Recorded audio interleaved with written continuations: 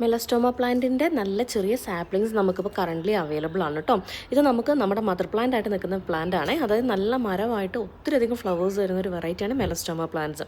നമുക്ക് ശരിക്കും ഇല കാണാണ്ട് ഫ്ലവർ ഉണ്ടാകുന്നൊരു വെറൈറ്റിയാണ്. എപ്പോഴും തന്നെയും ഫ്ലവർ ഉണ്ടാകുന്നൊരു വെറൈറ്റിയും കൂടിയാണ് മെലസ്റ്റോമ വെറൈറ്റീസ്.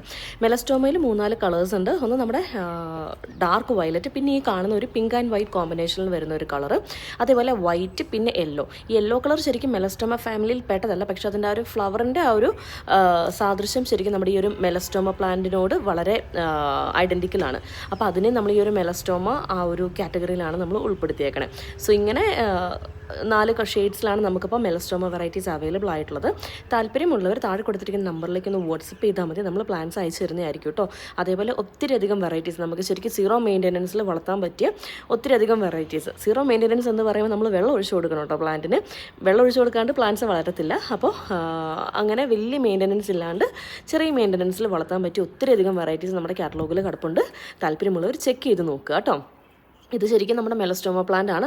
ഒരു 1.5 ആൾ പൊക്കത്തിൽ നമുക്കിപ്പോൾ വളർന്ന് വലുതായി നിൽക്കുന്ന ഒരു വെറൈറ്റിയാണ്. പെട്ടെന്ന് തന്നെ വലുതാവുന്നൊരു വെറൈറ്റിയും കൂടിയാണ് കേട്ടോ.